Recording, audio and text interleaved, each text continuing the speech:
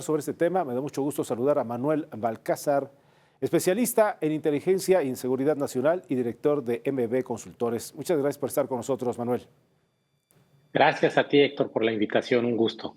Bien, una vez que estamos dando este contexto a nuestra audiencia esta noche, Manuel, y si podemos revisar más atrás los antecedentes, este tema no es absolutamente nada nuevo, pero no encontramos, pareciera que no estamos encontrando como país una verdadera solución para que en los próximos años podamos revisar una situación mejor para el caso de pues no solamente las cárceles menos acumuladas de Hacinadas. personas hacinadas, ¿no? Con un 100% de personas que están en una situación muy complicada, o del otro lado, personas que no se les ha podido continuar con su situación legal o no ha podido definitivamente salir de la cárcel en el mejor de los casos. ¿Cuál es en este momento, Manuel, el verdadero problema que tenemos en México? Gracias, Héctor.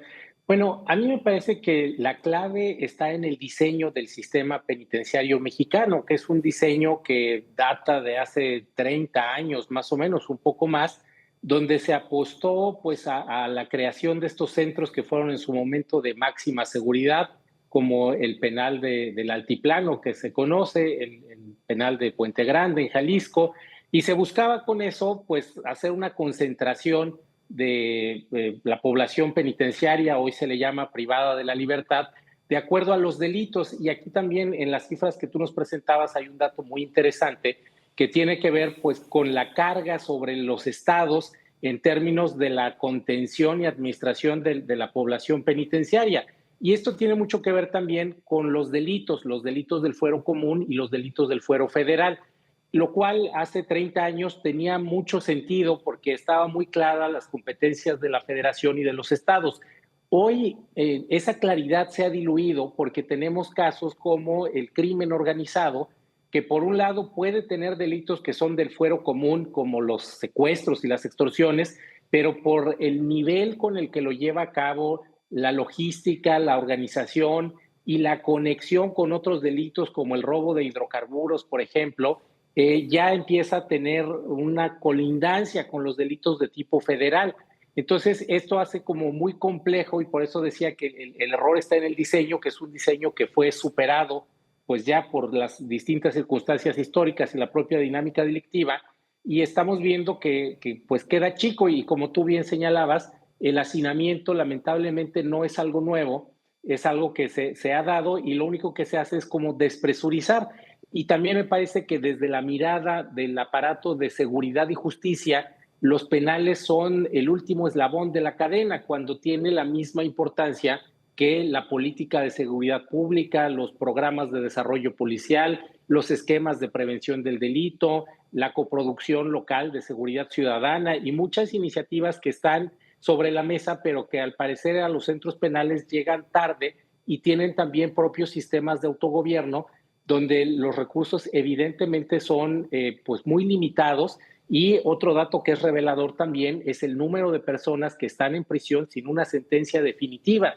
Y esto podría agravarse aún más con la reactivación de los delitos que se persiguen de oficio, que el catálogo se había reducido a delitos graves, léase homicidio, secuestro, extorsión, y hoy nuevamente se amplió el catálogo y esto haría que más personas sean puestas a disposición de un centro penitenciario privadas de su libertad en tanto se investiga.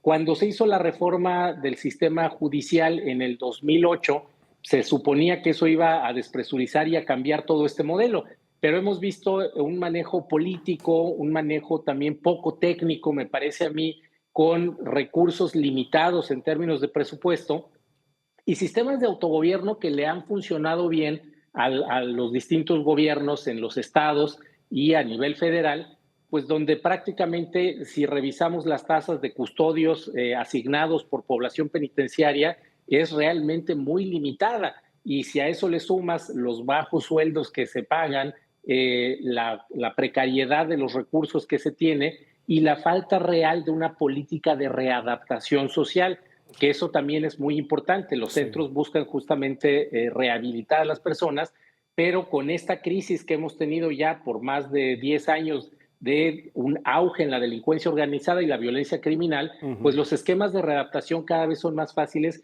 y me parece que si bien este estudio que presenta el INEGI nos da un panorama estadístico muy importante, también hace falta un diagnóstico cuantitativo de la situación que priva en los distintos penales para poder hacer una atención efectiva y políticas específicas que Claro. puedan cambiar esta situación.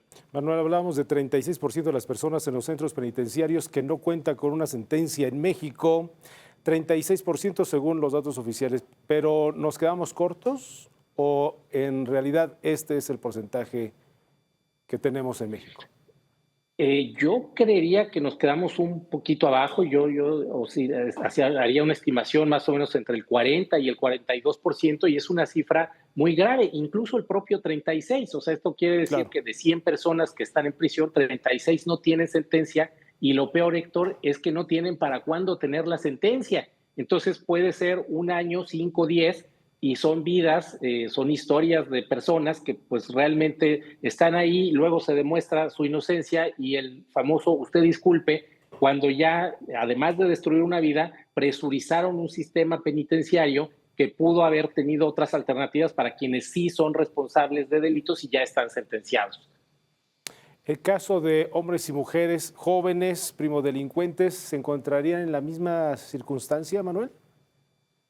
Sí, y es muy interesante esto que comentas de los jóvenes y los 50 centros de tratamiento y atención de menores que señalabas, que también están en una circunstancia parecida. En el caso de los menores un poco menos porque dijéramos que su edad les permite de cierta manera pues eludir algunos tipos penales, y eso ha hecho también que sean un objetivo de ciertos grupos criminales que entienden muy bien las facilidades que el sistema legal da a los menores, y por eso vemos también que en ciertas entidades federativas cada vez es más el número de menores que participa en actividades delictivas.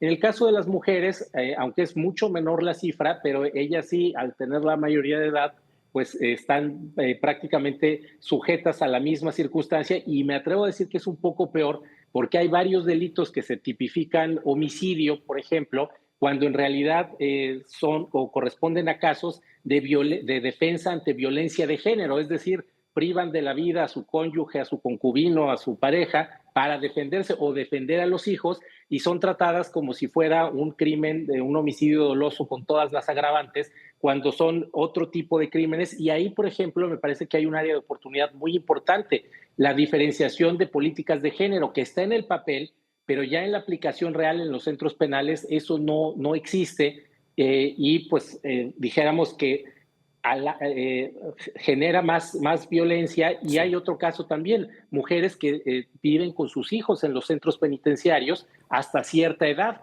y es muy extraño ver menores en las cárceles que son hijos de mujeres privadas de la libertad, para los que tampoco existe una política específica de convivencia con la madre o el padre, según fuera el caso, Claro. si es que también estuviera en prisión. Pero ese es un tema que te digo, en el caso de la población femenina, me parece tiene como un doble agravante que le carga pues responsabilidad y castigo a las mujeres.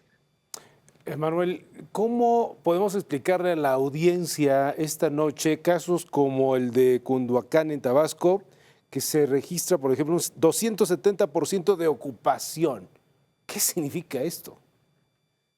Bueno, esto quiere decir que está pues prácticamente al triple de espacios que caben. Esto es que si en un lugar, vamos a suponer una celda de 5 por 10, hay espacio para 5 personas, meten a 15. Y esto realmente se vuelve un drama porque hay personas que duermen de pie, duermen amarradas. Coloquialmente se les conocen como los vampiros o los murciélagos, Las y son personas gárgolas que que les han piden, llamado, ¿no? Incluso. exactamente, sí, porque son en las noches amarrados a las rejas para que puedan pues descansar, entre comillas, porque eso no es un descanso, pero es la única manera en que pueden coexistir en ese espacio. Y evidentemente pues hay todo ahí menos reinserción social. Cuando tienes un hacinamiento en un espacio para 5, metes a 15, pues no hay manera de poder coexistir cuando tienes poca capacidad de descanso, cuando las condiciones de higiene y aseo son precarias, cuando la violencia sigue siendo un instrumento subyacente. Y otro tema que es muy importante y se conecta con un delito que flagela al país es la extorsión. Varias cárceles, así se ha probado en distintos medios de investigación, tanto por medios de comunicación como académicos, pues demuestran que se sigue extorsionando y se perfecciona y son una especie de call centers con distintas representaciones que van desde el chillón, desde la autoridad, desde los premios, donde lo que hacen es buscar extorsionar a la gente. Y esto es justo porque no cabe tanta gente en ese espacio. Y lo que me parece a mí también, en el caso de Cunduacán, que bien señalas, pues es esta descoordinación entre autoridades estatales y federales para poder gestionar una gestión, valga la redundancia, más eficiente de los espacios penitenciarios, hacer la revisión de qué personas no cuentan con sentencia, qué personas podrían obtener una preliberación, qué personas pueden ser sujetas a los mecanismos alternos de solución de controversias, que es otra de las figuras que se incorporó justamente para despresurizar, y tendría que haber una política muy activa de parte de los gobernadores, en este caso de Tabasco, pues para buscar que estas personas tengan espacios dignos donde purgar las sentencias, porque a veces se da por supuesto que por ser responsables de un delito, pues tienen la posibilidad o dijéramos la canalización, ¿La actividades, alternativa, quizá? la alternativa exactamente de espacios no aptos para una actividad humana ordinaria. Y Correcto. esto pues nos va generando más conflicto, más presión y lo que te decía, que pase todo menos que se readapten. Y en verdad, pues mucho se ha hablado también de las bandas que se siguen generando dentro de los centros penitenciarios Claro. y son quienes a veces tienen el control. Y déjame decirte algo que también es grave. En algunos penales, las propias autoridades de seguridad pública o del sistema penitenciario se apoyan en el sistema de organización de los internos para ejercer la autoridad porque tienen muy pocos recursos y es, dijéramos, un puente, un cortocircuito que hace, pero pues buscan una solución, un parche que evidentemente como todo parche no cumple su función, únicamente da viabilidad, pero distorsionando en este caso la calidad de los servicios penitenciarios de Claro. readaptación social. Manuel, por último, de nuestra parte, ¿qué hay del otro extremo? Hablando del estado de Querétaro y su cárcel o sus cárceles, se habla que es el único sistema penitenciario estatal con calificación aprobatoria a nivel nacional, según el último récord del año pasado. ¿Sigue siendo la cárcel o la entidad ejemplar en ese sector? Hasta ahora sí tiene todavía esta marca de ejemplaridad en términos de seguridad pública, déjame decirte, no, Tiene no una solo calificación de de política penitenciaria. 9.10. Tiene una calificación de Es, 9.10. es correcto porque cumple con todos los estándares relacionados a los espacios, a las actividades recreativas, a los diagnósticos, a la clasificación de internos, a las terapias, al desarrollo también con las familias de los internos y también pues los programas que se dan para promoción de la libertad, en algunos casos anticipada. Y además de esto, tiene la capacitación de los custodios del sistema penitenciario, tiene el equipamiento, tiene la infraestructura con dormitorios, con cocinas, con instalaciones, y todo eso explica la calificación que se da a Querétaro, pero como te decía Héctor, tiene que ver también de manera integral en el sentido que Querétaro es una de las entidades que tiene mejores índices de seguridad en general. Sí. Por supuesto, le ayuda a la geografía, pero es indiscutible el rol que ha decidido asumir el gobierno estatal Bien. para que la seguridad pública siga en condiciones aceptables y, por supuesto, los centros penales. Muy bien. Un gran escenario que nos planteas. Manuel Balcázar, especialista en inteligencia y en seguridad nacional y director de MB Consultores. Gracias por estar con nosotros esta noche. Gracias a ti, Héctor. Bonita noche a ti y a tu auditorio. Hasta luego.